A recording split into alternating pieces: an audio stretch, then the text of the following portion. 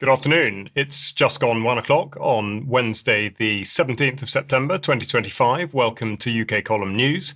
I'm your host, Charles Malet, and I'm joined in the studio today by Mike Robinson. Welcome to the programme, Mike. Thank you, Charles. We have Vanessa Beeley joining via live link from Lebanon and Sandi Adams also on live link from Somerset. Now, in today's programme, we're going to be looking at the latest situation in Gaza as it continues to deteriorate, unfortunately. We are going to explore the World Social Summit in Doha, as well as a closer look at at least what's happening concerning investigatory powers in the United Kingdom, as well as recent developments on the war narrative. Vanessa's going to be looking at some actions being taken for the benefit of the people of Palestine, or at least so it would be hoped. And then we're going to look at the latest in the absurdity of the carbon capture scheme, as well as the further deployment of AI by the NHS. But we're going to start with the inward state visit of Donald Trump, and indeed what he may have brought with him to the UK. So we're going to go to Mike to consider what might be about to happen. Well, indeed. So, yes, Donald Trump has arrived in the UK for the second state visit. This is the first time any world leader has been invited for a second state visit, which appeals to Trump's ego, as we can hear now.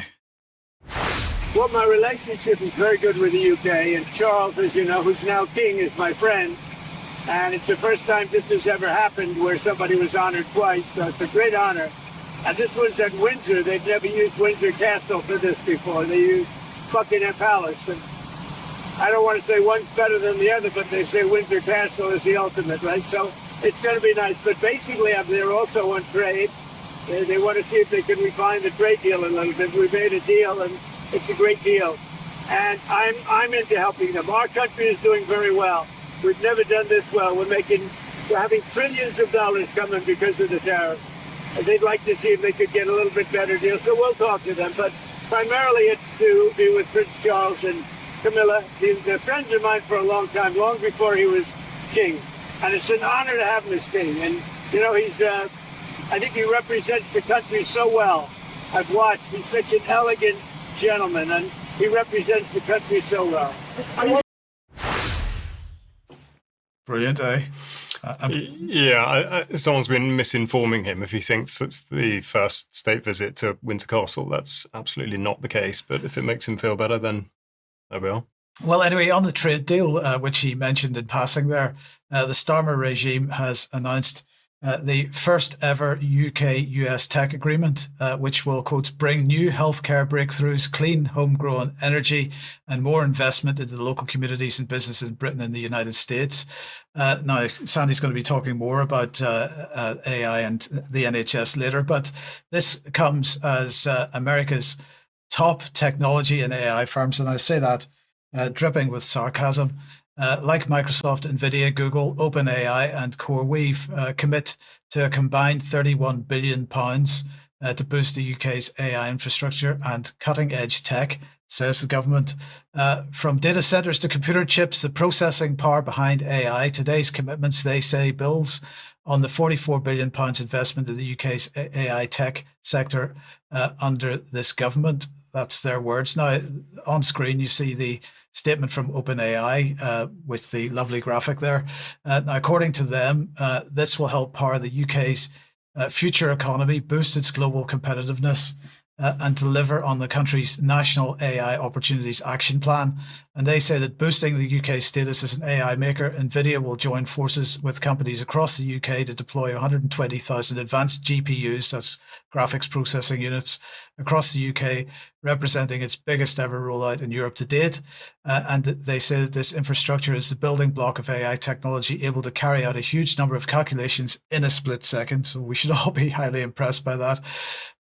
Again, the questions need to be asked. Where's the energy going to come from? Where's the cooling water going to come from? Well, under this partnership, let's just bring this on screen, because the UK and the United States will put joint resources and expertise into making emerging technologies a shared success for the British and American people, apparently. So millions of patients could receive life-saving treatment faster. More on that later. and they say that families could get access to cleaner, more reliable energy thanks to a civil nuclear deal. Maybe, perhaps, but perhaps not. They say that local communities and businesses will see greater opportunities through rollout of AI infrastructure, creating jobs and driving growth. Now, one of the companies that's behind all this is this one, Nscale. Now, this is apparently a British company based in London, but it seems to be delivering GPUs to the Middle East and North Africa is one of its main areas of sort of interest, and I'm not sure whether that includes Israel or not. I haven't seen any particular evidence for that, but that's just by the way.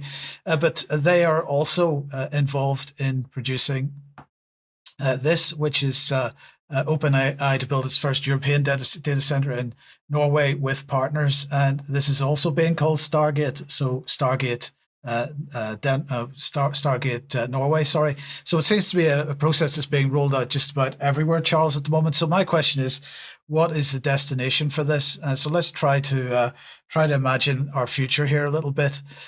So robotics and AI will provide the labor and the production, and that's mainly because, of course, our demographics are falling. We're not producing any babies anymore, so we're going to have to fill that gap with robotics and AI, and therefore us humans will be reduced to consumption machines.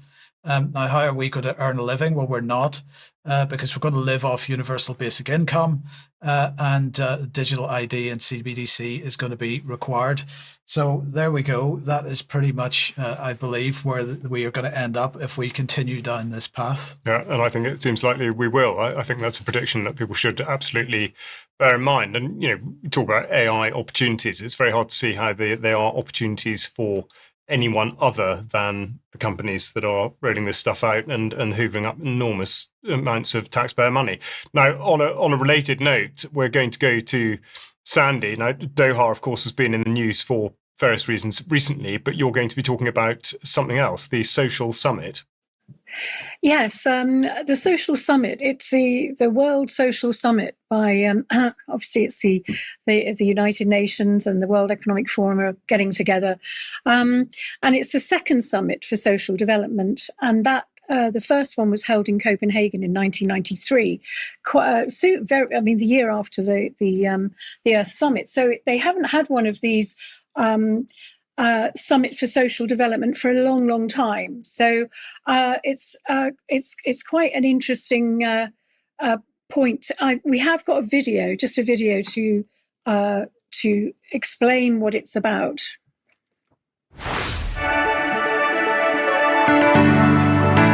In 1995, history was made.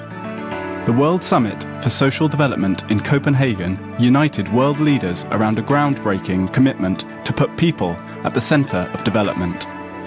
They pledged to eradicate poverty, promote social integration, and achieve full and productive employment for all. Over the years, this commitment transformed into action. The Millennium Development Goals set a global agenda for poverty eradication, health, and education.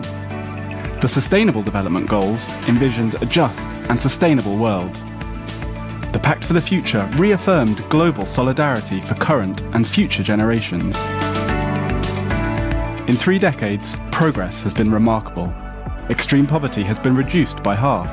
Digital transformation has revolutionized access to services, empowering millions and fostering inclusion. More children, especially girls, are in school.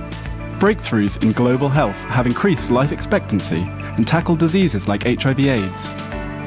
But challenges remain. Inequalities in income, education, health, and opportunity persist. A digital divide excludes millions. People living in vulnerable situations such as older persons, indigenous peoples, and persons with disabilities face barriers. As we approach the second World Summit for Social Development in 2025, the world must renew its commitment to inclusive social development. Together we can achieve equal opportunities for all, resilient and sustainable societies, a truly inclusive world where everyone is included. This will bring our journey onwards towards the second World Summit for Social Development in Qatar. Let's work together for inclusion, equality, and people. Thank you. That film you saw there was 10 years before the Sustainable Development Goals were announced in 2015, but they were exactly the same. And obviously in 2000 we had the Millennium Development Goals. They failed.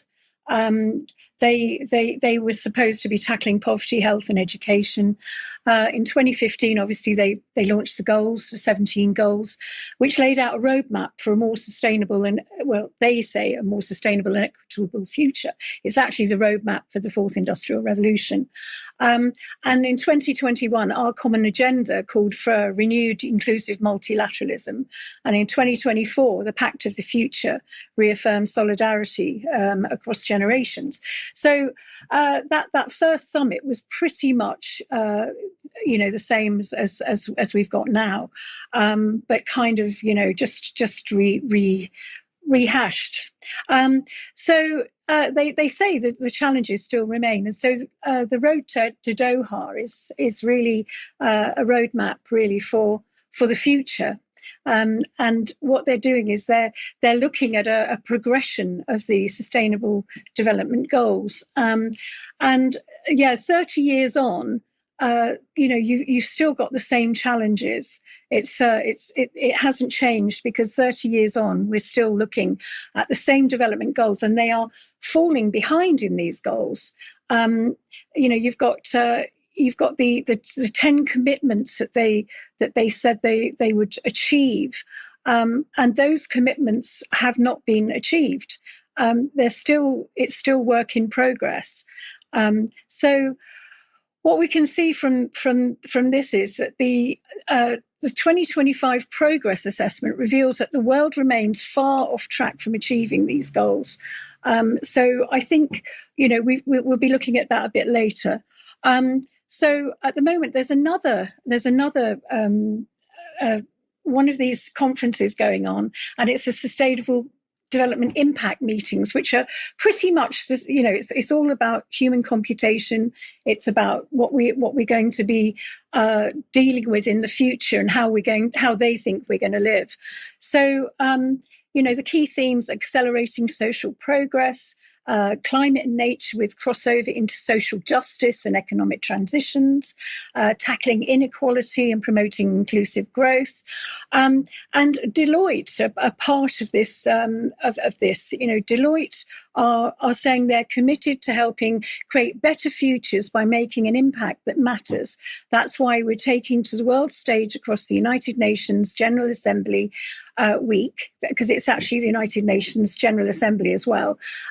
The Climate Week, which is actually next week. It's the 22nd to the 27th in New York City. So the World Economic Forum Sustainable Development Impact meetings are to help build a sustainable, equitable, and prosperous future for all. During this week of thoughtful conversations and strategic action, we're convening some of the world's most powerful business leaders and policymakers to help build shared solutions that will make a lasting impact. So the key themes are accelerating social progress. We're looking at social contracts here. I mean, they beat around the bush. They're looking at impact investing.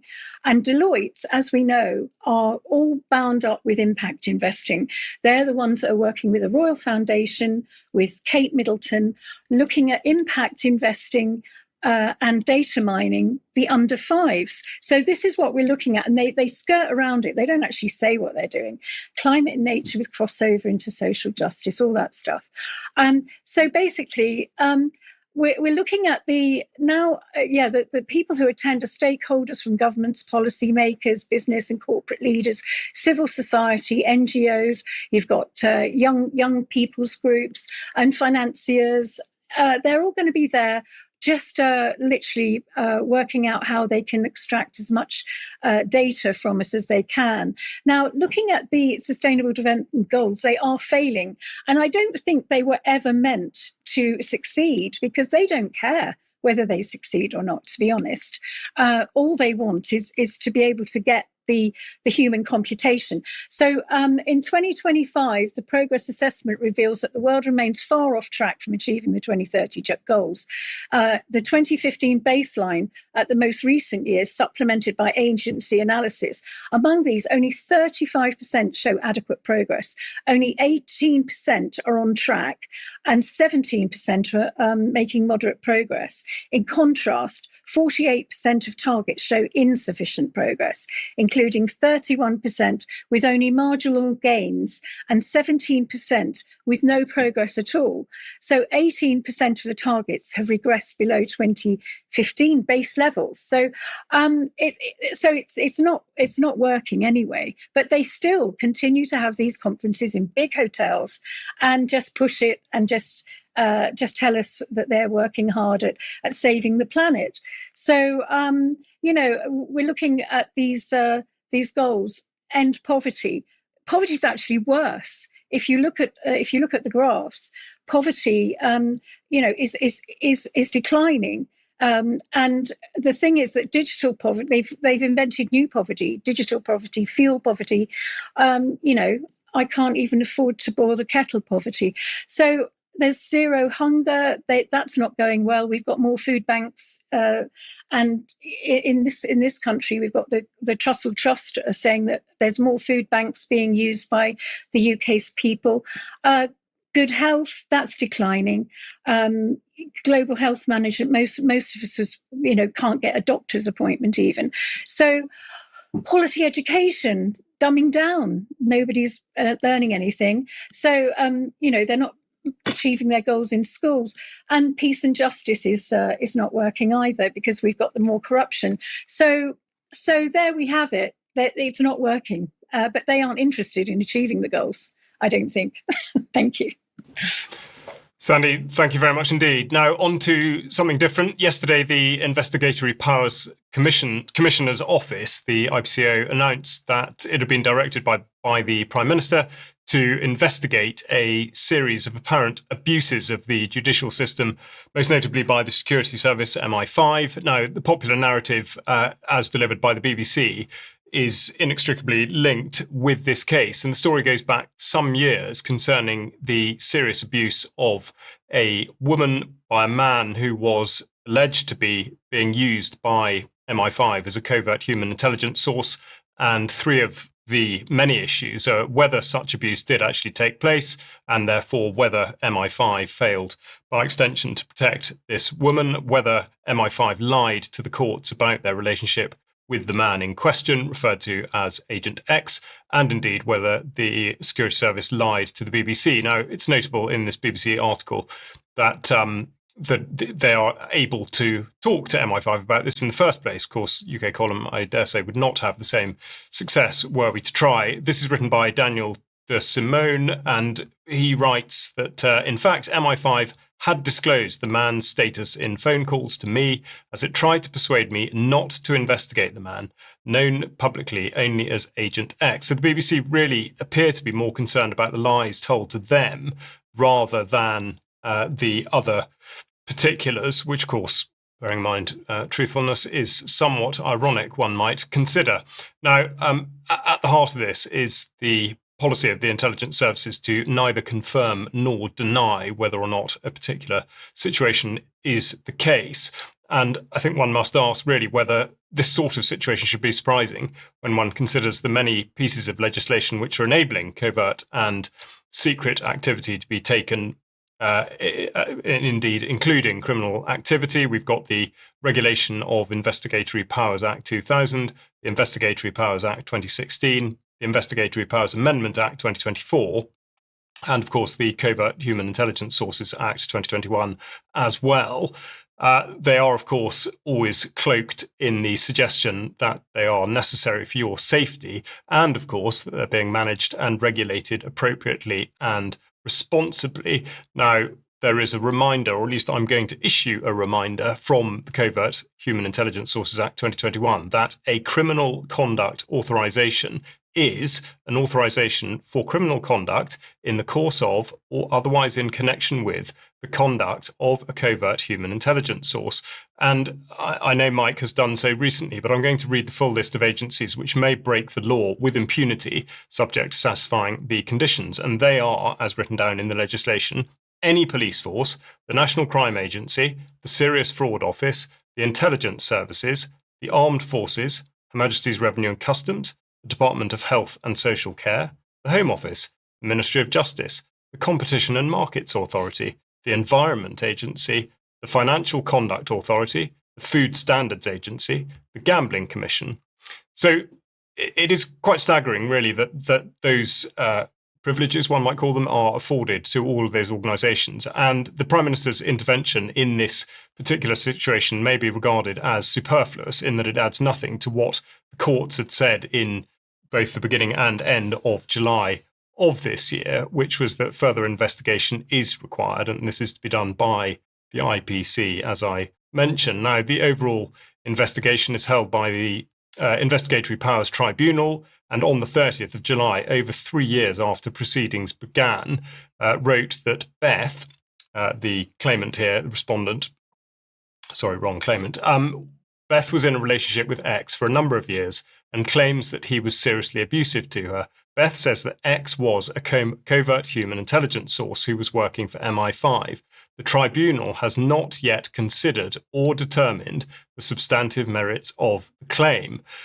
So the point here appears to be that it's all being made to look like there's going to be increased regulation of agencies like MI5, whilst at the same time paving the way for enhanced surveillance of the population under the banner, again, of security. And I'd just like to point out that Brian Gerrish wrote about exactly this a decade ago on the UK Column website, and I quote, "Today, Britain is the most spied upon country in the world, with millions of CCTV cameras and increasingly sophisticated facial tracking and recognition software." And of course, there'll be a link to that in the show notes.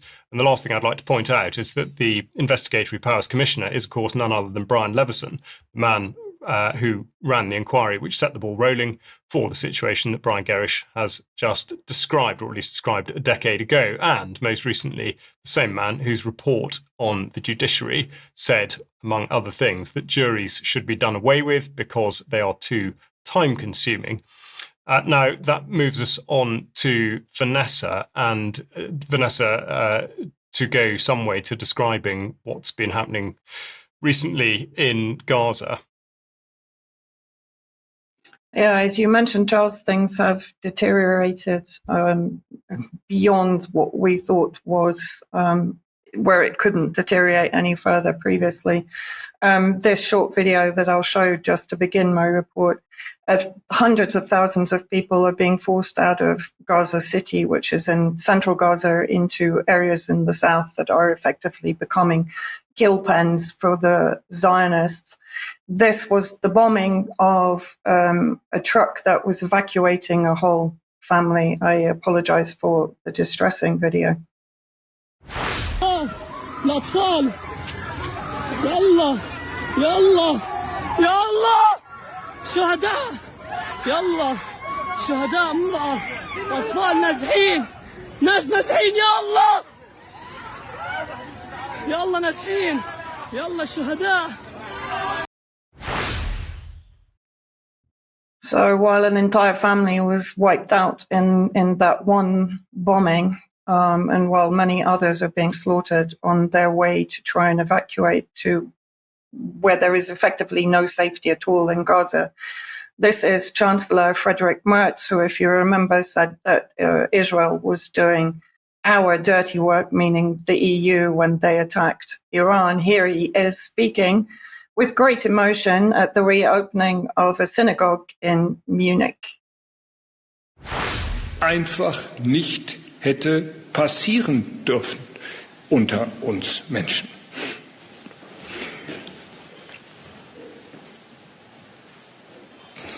Liebe Frau Salamander, Sie sind aufgewachsen als Tochter von Überlebenden der Shoah in einem, Sie haben es gerade in Ihrer Rede schon gesagt, Displaced Persons Camp bei München.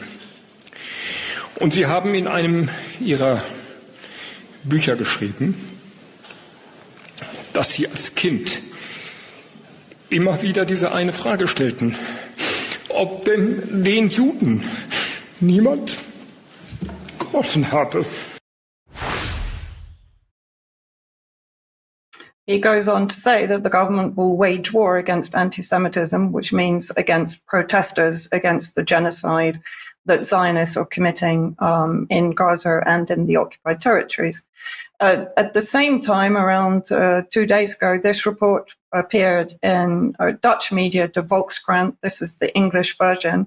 What the wounds are telling us, it's a very good investigative report into the deliberate sniping by the IOF and drone snipers of children. So let's just have a look at one child, Mira, aged 4, was shot in the head. There are multiple reports of this kind of killing in the Volkskrant article, and I recommend that everybody reads it in full. Basically, the findings of the article were that 114 children were found with similar wounds, with bullets in various areas of their body that eventually killed them. Eyewitnesses told the doctors that the bullets came from the IOF snipers or drones. According to the former commander of Dutch land forces, the chance that these were accidental hits is negligible, since the doctors describe more than 100 cases.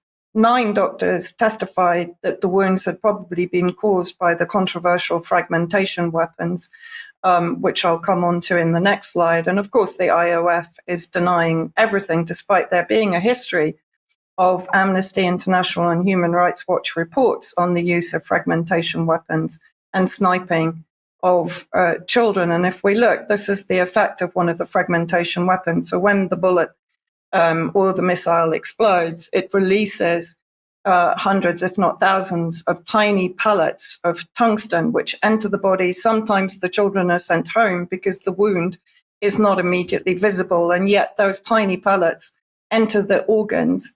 And it turns out that they've been struck by fragments of metal shaped like cubes or cylinders. These pieces are so small, just a few millimeters, that doctors sometimes can't even find an entry or exit wound. But inside the body, they cause what doctors describe as horrific damage. Organs are pierced, nerves and blood vessels are hit. As a result, patients suffer fatal internal bleeding or are forced to undergo amputation. This is another child from the article. This is according to Dr. Perlmutter.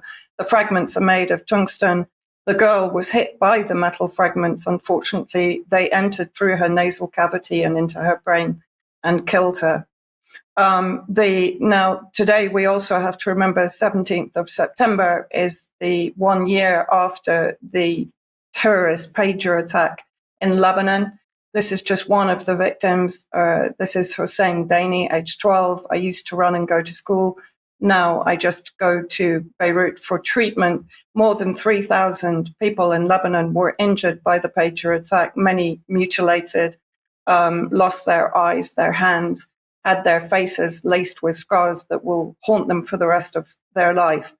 And I wanted to basically finish with this video from 2 of the NHS doctors in the UK that are being persecuted by the Zionist movement in the UK through the NHS itself, through the bodies that govern the NHS. One is Dr. Rihanna Ali, and the other is Dr. Rahma Al-Adwana, who, of course, I've spoken about previously on UK Column. But just to play what Dr. Rihanna had to say about what Israel is doing to the Palestinians.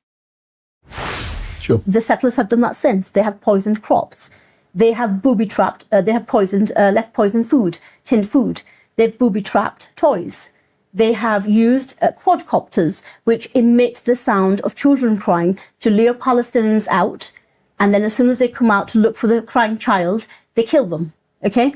So I think I'm perfectly correct to say that Israelis are almost a different breed. Okay? That nowhere else, I believe, on this planet will you find a society that is so psychopathic, okay? And just because you find a few exceptions, there is something wrong with Israeli society. And I think the poll after poll supports my view. 82% of Israeli Jews, that's a poll from only a couple of weeks ago, 2 or 3 weeks ago, showing that 82% of Israeli Jews supported the ethnic cleansing of Gaza. And another reminder that September the 16th to the 18th, of course, is commemoration of the 1982 Sabra and Shatila massacre of Palestinians, where Zionists engineered the massacre, the rape and the slaughter of Palestinian men, women and children in 1982 here in Lebanon. Thank you very much, Vanessa. Very challenging material. And of course, we do apologise to some degree for using such distressing images, although it is critically important that people are made aware, especially whilst governments stand idly by. Now, the UK column, as you may know, is funded only by its members and indeed by donations. And if you would like to be a part of that and sustaining what it is that we do, we would be very, very pleased. And on our front page, there is a big button saying click here, which will articulate the ways in which you can support what we do. I'd also like to remind you that our shop has a range of goodies to be sported at almost all occasions. So please do take a look there. Now, going out on the Germ Warfare podcast tonight is a rerun. Germ is away at the minute, but we're going to listen again to Lara Logan and about what happened to journalism. So please tune in at 7 o'clock. And then tomorrow, going out at 1 o'clock, will be a talk that Mike and I gave at the Hope Freedom event back over the August bank holiday. Entitled The Editor's Law Comes to Britain, but really dealing with a number of points of legislation that have come out or are coming in recent years. So please do tune into that tomorrow at 1 o'clock. Now, coming up on the 28th of September, if you happen to be north or in Scotland or prepared to travel, then there's an event being organised by Common Knowledge Edinburgh on Sunday, 28th of September. I will be speaking at it and Diane will also be present. So please do get along to that and support it if you can. And then to our UK column on location event in York on Saturday, the 18th of October. We're pleased to announce that it is sold out, but a reminder that the live stream is very much available for tickets, and also to make it very clear that if you do buy a ticket for the live stream, you will also have access to Andy Wakefield's excellent film Protocol 7. So please, if you can, join us on the live stream. You don't need to watch it on the day. You will have access to it thereafter. And a reminder to anyone who has an in-person ticket, you will also have access to the live stream. So I hope that's clear and that we'll get lots of people signing up for that, because it will be a great day. Now, we're going to go to a narrative that we've treated with a great deal of detail over the years and months, and it's war and how it's building. Yes, indeed. So on Monday, NATO announced that on Saturday at the weekend, a French Rafale fighter jet was scrambled, one of 3 deployed to Poland in response to, quote, another potential threat from Russian drones. The response, they say, was fast and the alert was over quickly. So that was according to Supreme Allied Commander Europe. Now, 4 German Eurofighters apparently stand ready to respond at an airbase in the northeast of Poland, and 3 helicopters from the Czech Republic arrived in Poland over the weekend, and that's according to this NATO release. But we, of course, heard in the last few days that the UK, Denmark, Spain, Sweden and Italy have all said they'll provide capabilities for the NATO operation in Poland as well. The Starmer regime said that, quote, the Typhoons will operate out of RAF Coningsby in Lincolnshire and are expected to start flying missions over Poland in the coming days. They'll be supported by RAF Voyager air-to-air refueling aircraft from RAF Bryce Norton. The commitment follows a meeting of the North Atlantic Council on Wednesday, the 10th of September, where the UK and allies discussed the situation following Poland's request for consultations under Article 4 of the Washington Treaty. Allies expressed full solidarity with Poland. So this is apparently, they go on to say, in fact, this new era of threat, exemplified by Russia's intensifying airspace violations, requires a new era of defense. and this government is delivering the largest sustained increase in defence spending since the end of the Cold War. The rhetoric is nonsense, but at the point here is that they continue to try to build this narrative of Russian attacks on NATO countries with a view, well, Article 4 already invoked, but with a view to invoking Article 5. So where does that take us? Well, in the meantime, the UK Foreign Office summoned the Russian ambassador to the UK, Andrei Klein, yesterday to complain about alleged Russian drones violating Polish airspace. And TASS here is reporting that, quotes, on September the 15th, the ambassador was invited to the Foreign Office where a formal protest was lodged against him regarding the presence of drones in Polish airspace. The British were asked if they had any evidence that the drones had been launched by the Russian military. They did not provide any. We also asked them to clarify the motives for sending drones towards Poland. Obviously, Russia would not have been interested in this. On the contrary, the Kiev leadership has many reasons and opportunities to carry out such a false flag operation. It's not difficult to list them. No counter arguments have been presented to us. And the embassy, Klein went on to say, we reiterate that Russia has no interest in escalating tensions in relations with Poland or NATO. On the contrary, Kiev and its sponsors, who've repeatedly carried out provocations for this purpose, are interested in further inflating militaristic anti-Russian hysteria. Therefore, it's clear who's at fault. Well, the narrative for Article 5 continues to build. Reuters here claims that the Romanian Defense Ministry has said that it scrambled an F-16 to chase a Russian drone that it claimed entered Romanian airspace from Ukraine. The defense minister said the F-16 pilots came close to taking down the drone as it was flying very low before it left national airspace towards Ukraine. It flew back towards Ukraine. Charles, I don't know what to say about that. Did it come from Russia? Therefore, it's impossible to say. The problem is, of course, that the whole Russian drones in Poland fakery continues to fall apart. With the news that the house that was damaged was actually damaged by a Polish missile fired from an F-16. And actually, according to Polish sources, not mentioned in this article, but those sources saying that the house had already been damaged by a storm. But let's not let any of that get in the way of the truth that the government wants us to believe. Now, things are not going so well for NATO here in Europe. Let's see what we've got. Sorry, things may not be going so well here for NATO in Europe, but they can at least point to their continuing expansion in the Pacific as the encirclement of Russia and the increasing pressure on China continues. So here's Defense Times reporting that the U.S. Army put on a display of its Typhoon mid-range missile system in Japan a couple of days ago. Typhoon was featured during the annual bilateral exercise Resolute Dragon, which started last week. And that includes more than 19,000 US and Japanese troops participating in an exercise on maritime defense and littoral protection, which is held across Japan. And that's according to the US Department of Defense, cited by Defense News here. At the same time, Japan's Air Force is sending a contingent of 4 F-15J fighters and support aircraft on a tour of the US and Europe, quotes, to strengthen cooperation with NATO amid threats from Russia, China, and North Korea. And that's according to Newsweek on screen at the moment. Japan views the security of the Euro-Atlantic and Indo-Pacific as indivisible, citing Russia's full-scale invasion of Ukraine, China's attempts to change the status quo by force in disputed Asian waters, and North Korea's development of nuclear missiles. The deployment of the Japanese Air Force, Newsweek reports, its first mission in Europe and Canada follows the conclusion of a British aircraft carrier's operations in Northeast Asia. So the war machine continues to build. But just to finish this off, in response to reports of a US Navy vessel boarding and detaining a Venezuelan fishing boat, China's Ministry of Foreign Affairs denounced the risk of conflict and the raising of the risk in conflict. And they said recently, in the name of combating drug trafficking, the US has deployed forces to the waters of the Caribbean Sea off Venezuela and claimed to have sunk a Venezuelan vessel, shot dead soldiers, and intercepted and detained a Venezuelan fishing boat, resulting in continued tensions in the region. The US's moves threaten regional peace and security.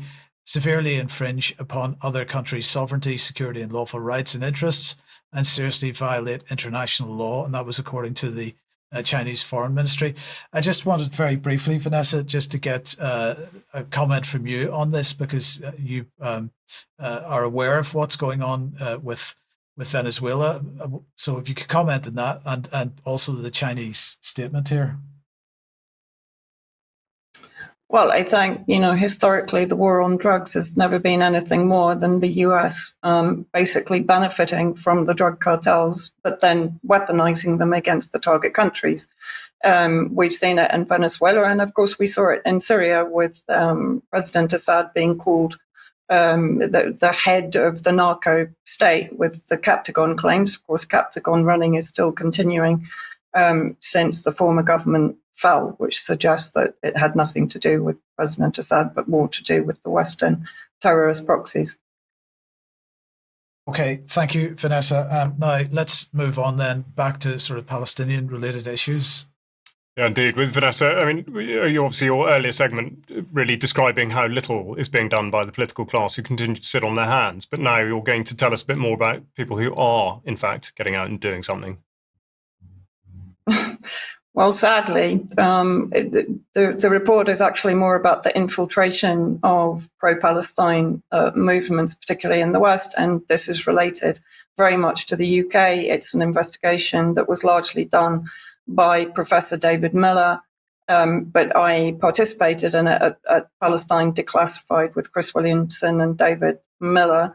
So this is a concert that's actually coming up on the 17th of September, Together for Palestine. There's a huge array of musicians and artists, very well-known ones, that are performing, as they believe, to raise funds for Palestine. But the reality is, if we look at the background to the organizations that are effectively organizing this event, so if we look at, first of all, Choose Love, this is just one organization that I'm going to focus on today. And here is David talking about it on the Palestine Declassified report that we did. Zionist foundations called the Jewish Philanthropies and others, and including also some British Zionist foundations who have been giving them money. And also in there is the Rockefeller Brothers Fund, which of course is a well-known, it says in the film there, a CIA pass-through. Now what that means, of course, is that in previous decades, that what would happen is that the Rockefeller Brothers and the Ford Foundation and other big foundations would take money from the CIA and would pass it on to other organizations. So it would disguise the role of the CIA in pushing money out to what were effectively CIA assets. Now that appears to be what's happening with Choose Love, and there are a whole range of other organizations which are funding it, which indicates that there are questions to be asked about its activities. It's not just about helping refugees or relieving suffering in earthquake regions or after disasters. It's also about, it looks like, pursuing the interests of powerful actors, including in the national security state in the US and perhaps even elsewhere. In fact, Choose Love has multiple funders that are related to the Zionist movement in the UK and the US. And in fact, Choose Love celebrated the fall of Syria, supported the fall of Syria and the rise of Al-Qaeda to power in Syria. In fact, they gave $500,000 to the CIA MI6 incubated White Helmet organization that we've written about and covered many times on UK Column, to investigate the alleged crimes committed at Sednaya prison. Even the White Helmets now have walked back many of the claims that they made back in December 2024. So Choose Love is clearly has a bias towards supporting Israel. It doesn't allow any support, for example, of the BDS, the Boycott, Divestment and Sanction movement. And then let's have a look at Together for Palestine, the actual organization that was established in May 2025 and is now running this event, again, as I said, ostensibly for Palestine. But let's have a look at the directors of this organization, Anna Catherine Nolan and James Sardry. both of them co-directors and co-founders of the Syria campaign. What was the Syria campaign? Syria campaign was the main PR arm or auxiliary of the White Helmets that promoted regime change in Syria, claiming to be a human rights advocacy group, but in fact, criminalizing the Syrian government. And of course, the White Helmets ran the propaganda reference chemical weapons that were used to basically, in the end, criminalize the Syrian government and allies. And all of these organizations that formed a huge regime change complex, effectively established and run by the intelligence agencies in the countries invested in regime change in Syria, and that includes the UK. And finally, there will be a link in the show notes to a new article by David Miller that goes into far greater depth of infiltration, a cardinal function of the Zionist movement. But what is worrying is the extent to which the Zionist movement has, as we've said before, infiltrated special interest groups, NGOs, soft power within the UK itself, and is now behind the scenes of many of what appear to be pro-Palestine organizations. I'm just going to mention before we move on, Charles, David Miller's also published articles on this issue at the UK column as well. So do have a look on the UK column website as well as Mid Press. Yeah, absolutely. Vanessa, thank you very much indeed. On to the subject of carbon capture. Now, it may have escaped your attention that at the beginning of the month, there was a summit in London at the Carbon Capture Global Summit. And the language is important. They say that they're turbocharging carbon capture and underground storage and forging global partnerships. And that seems to be very much what it is about. Here we see that one of the main sponsors is none other than Shell. They claim that they're going to be increasing the amount of carbon captured by over 100 times the current figure by 2050. And to achieve this ambitious goal, they have to have a unified global effort. They transcend borders and the entire low-carbon supply chain and other such language. Now, this does appear to be all about appearance. The website is full of sort of lofty aims and promises and all the rest of it. And had you wanted to attend, you could have done so for the meagre sum of £3,440, and the gala dinner would have been an additional £400, but you would have seen the awards ceremony. Now, looking at the current government, the Labour manifesto from last year spoke about a 1 billion commitment to accelerate the deployment of carbon capture, words that might suggest there is something going on at the minute. So the question is, from what point are we starting? Now, I submitted a Freedom of Information request to the Department for Energy Security and Net Zero to make a few inquiries, not just about progress, but also about cost. They replied, certainly on the cost side of things, by saying the UK government has committed 21.7 billion to CCUS over the next 25 years. And to date, they have spent £630 million on the programme. Now, that's interesting because also the UK's CCUS facilities have not yet stored any carbon dioxide. Now, that is staggering in its own right, I would say. But just to set it in context, I was just looking around various sort of government pledges this morning, and I see that the Ministry of Defence is crowing about a £250 million fund to boost local economies over 5 years. And yet here we are, not even putting carbon dioxide in the ground for 630 million. So that's just a sense of perspective. Now, also to qualify what it is we're talking about, we're going to look back to 2016, the Oil and Gas Authority, which presented their enhanced oil recovery strategy, an examination of methods of recovering crude oil. And one such was to use carbon dioxide, which becomes available from carbon capture and storage. And if that's confused you, then I should point out that this is actually the case. It was a technology proposed for reducing carbon dioxide being suggested as a means for extracting so-called fossil fuels. So you might not be able to make it up, but the government did.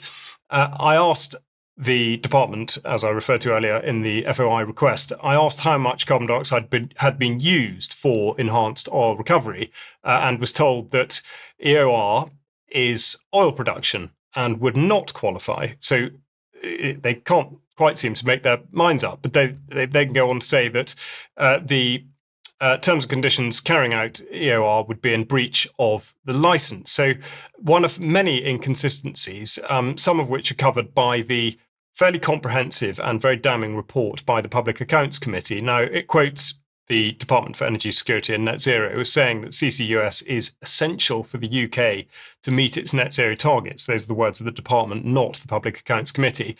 They do go on to say of the £22 billion commitment that a quarter of this financial support will come from the Exchequer, but 3/4 will come from levies on consumers who are already facing some of the highest energy bills in the world. And I think that's a very important point to make. Now, there's also every suggestion that none of this would ever be commissioned at all, because the storage permit will only be issued when the North Sea Transition Authority are confident that there will be no significant risk of leakage of CO2 or of harm to the environment and human health from the CO2 storage activity. Now, there's nothing in the track record of this type of technology to suggest that this is actually going to satisfy those conditions, and I have reported about this particular issue on UK Column previously. It's also stipulated that contractors, such as they may be, will only be appointed if they are able to meet the required standards. So effectively, it's as though the threshold of safety, at least, may never ever be met, despite the spending or committed spend of £22 billion. Now, the Public Accounts Committee is unable to point towards any evidence of any success anywhere, and indeed cites Norway as an example of a place that has taken far, far more time to try to store any kind of carbon dioxide than they had projected. And then also on the specific subject of leakage, I quote, recent scientific evidence suggests that producing liquid natural gas, brackets, which will be used to run several CCUS projects, such as Net Zero Teesside, close brackets, leaks more methane, a potent greenhouse gas, into the atmosphere than previously thought. So yes, the idea, again, is to store carbon dioxide whilst using liquid natural gas at the same time. This is how it's planned, and apparently we are not meant to consider the irony of any of it. Now, on the specific subject of levels of atmospheric carbon dioxide, I also asked the department about this, and they pointed me towards the NOAA, the National Oceanic and Atmospheric Administration, which monitors these levels and other atmospheric gases. Now, the most recent chart shown on screen here shows an upward trend of the carbon dioxide by parts per million. Now, this is going back to 1975, and the detail is hard to see. So I'll just fast forward to the last 5 years. And if you can see the screen, you'll note that it's very, very obvious that worldwide levels of atmospheric carbon dioxide follow a distinct pattern repeated year on year. So at exactly the same times of year, the carbon dioxide levels fall sharply for a couple of months and then rise sharply. And therefore, from this data, it's not even remotely conceivable that this is due to anthropogenic or human-induced factors, which of course should make this data an enormous nail in the coffin of so-called climate science. Now, the NOAA data shows, therefore, that the atmosphere is actually able to regulate itself. And if it were not for the upward trend, there could be no possible grounds for suggesting that the activities of mankind have anything to do with it at all. So carbon capture, in its latest sort of iteration, would appear to be dead in the water, which, even though it's likely to waste a huge amount of taxpayer money, may serve as further evidence to those caught up in climate alarmism that it is in fact a scam. Now, from here, we are going to go to, my apologies, to Sandi. And we were talking, I mentioned earlier that the National Health Service is joining in the action with regard to AI and it being the sort of epicenter of everything. So, Sandi, please tell us what you've got on that. Yes, I mean, our healthcare is going to change quite dramatically, and all the more reason to move into alternative ways of doing things, because the data harvesting and data mining is obviously what's driving it all. So the health secretary and the health and social care secretary after COVID-19, announced that NHSX and NHS Digital will merge with NHS England and NHS Improvement. I mean, you may not have known all those existed. I mean, they weren't there before, but here they are. And this new technology is predictive, preventative, personalised and participatory medicine. So NHS at its core will be working around genetics in disease and possibly, reaching into the DNA of every man and woman in the UK. These apps monitor they team up with other data sources because all your data will be in one place, and it looks at every aspect of your life. It could be your shopping habits, your financial and social status, education, hereditary genomics, fitness, and more, feeding into that sort of corporate superstate. So according to NHSX, from 2020 to 2025, genomic medicine will be embedded into routine care. So let's just have a look at the future of health in this little video, please.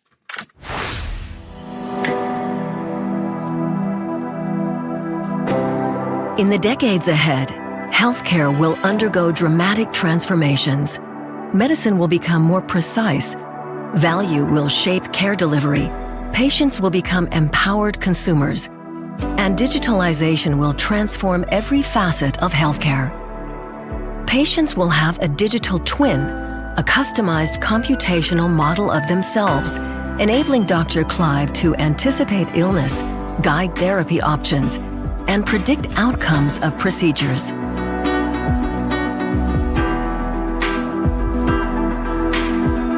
Expanding precision medicine will enable radiologists to make highly specific diagnoses for Stephen without unwarranted variations.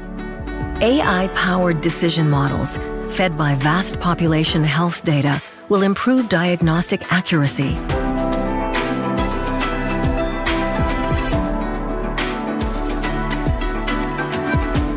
Healthcare will become anticipatory, organized around Paula's medical conditions, and available around the clock, transforming care delivery. Multidisciplinary, highly productive care teams structured around patients and their needs will collaboratively deliver the full cycle of care. All interactions with John will become convenient, personalized, and compassionate, improving patient experience. Supported by real-time monitoring and guidance, John will become more empowered and have physical and virtual access to care when and where he needs it. At Siemens Healthineers, we are enabling healthcare providers to increase value, shaping the future of healthcare. Well, that all sounds very, very, very slick and wonderful, but we'll see, because in short, that some of these GP practices are bringing in a digital triage and workflow management system. These platforms they're buying in. I'm going to focus on one called Anima today, but there's other ones like Hero. And they're being rolled out across GP practices in the UK. Its function is to streamline how patient requests are received and prioritised and managed. In short, Anima functions as a central intake and triage system designed to replace or supplement traditional online consultation tools like the e-consult that they have now, and it will reduce staff workload. So I think we're seeing a way of getting rid of people by automating parts of the process. So Anima Health was founded in 2021 by Shanika Sharma, who's ex-McKinsey, and Sean Pang. And he's ex-Palantir. He's an ex-Palantir engineer. Palantir, obviously, is all wrapped up in US defense, and it's an AI company tied to the CIA, data analytics. So it's not just about helping GPs, it's about harvesting structured population health data. So anyway, it's got big backing by Silicon Valley. So we're looking at it, and in the terms of how this digital transformation and human computation, basically. So I'm looking at this as feeding into Agenda 2030, which is the third goal, which is good health and well-being. Basically, the UN wants universal centralized health data to monitor populations, digital ID, CBDCs, and this all feeds into what they call the equity of care, presented as reducing GP workload and improving access. But in reality, it's standardizing patient interaction into algorithms, depersonalizing care and tightening central control. So we really do need to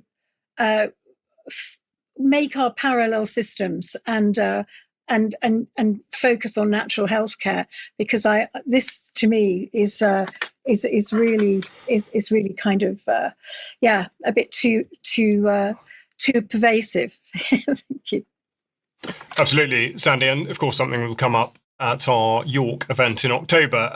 Vast population health data, I think something we'll probably be able to discuss a little bit further in extra, so thank you very much for that. Now, just a very quick bulletin on farming, really prompted by the results of a survey by the Countryland Business Association, which is a poll only admittedly of 500 farmers. And I should remind you that there are over 200,000 holdings in the UK. But of those 500, 80% have told the CLA that they don't think their business will survive for a further decade, while 60 have said they considered getting out of farming altogether. Now, this is said to be sort of in response to, most prominently, the Labour Party's proposal to reinstate inheritance tax on agricultural land. Also, politically speaking, they say that 36% of those polled indicated they'd vote reform at a general election, whilst 38% Conservative and 0% for Labour. Now, what this is suggesting, and I think particularly in light of the campaign that's been mentioned on UK Column in recent weeks surrounding the sort of flags going up all over the country and what it is to be British and all that sort of thing, it's easy to see how this could become a battleground. And of course, big food and supermarkets have hijacked this to a large extent by putting union flags on produce to suggest that by buying British, you are actually supporting farmers, which of course is not really the case, because the results are in fact only good for the corporations, not the environment, not the farmers, and really not you. Now, associated with this, or at least in terms of subsidy, the government putting out information on their future, farming for the future. And the jargon is staggeringly confusing, but they're talking about phasing out subsidies for land ownership and tenure and improving the financial offer. And they really go on to describe, or at least try to describe, their sustainable farming incentive and how it can work for you. And on their particular website, they're saying that their choice of actions that can reward and support sustainable food production and all the rest of it. And the paragraph below says, we are not currently accepting any new SFI applications. Of course, the government on the DEFRA blog talking about having committed over 5 billion over the next 2 years for sustainable farming and nature recovery, and that they would be encouraging farmers to get into as many environmental land management schemes as possible. Of course, not possible because the scheme's closed. And again, just for context, 5 billion would last 10 days were it in the hands of the National Health Service. So frankly, the sooner the people and the farming community appreciate that the way out of this mess is to cut both government and the corporate giants out, and this is by trading directly with one another, the better. More to come on that, and we're going to finish off with something that may or may not be scary. Well, I think it's very scary. It is very, very scary, because here comes Stratus. Yes, Corona is back. We had the original and the best, then we got a new variant, and then we got the Brazilian even at one point. But now we have Stratus. And how do I know this? Well, because the Plymouth Herald has told me. Let's have a look. New COVID strain, symptoms that are easily missed as variant spreading fast, Charles, because it's so ineffective and so unlikely to cause any harm whatsoever that you won't even notice that you have it. So you better take one of those lateral flow tests to make sure, and then take 6 months off work if you do actually catch it. That's probably what you need to do. And thank goodness for the Plymouth Herald, otherwise how would anyone ever know? How would we know? Frankly. Yes.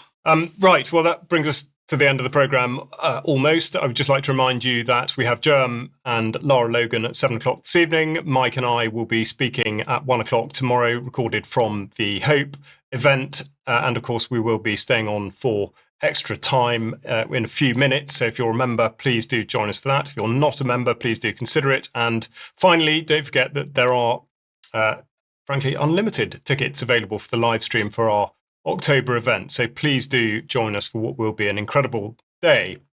Now, many thanks to Mike for joining me in the studio and to Vanessa and Sandi for joining by live link. Thank you very much for watching. And if we don't see you at extra time, we will look forward to seeing you at 1 o'clock on Friday. Thanks very much. Bye-bye. Bye.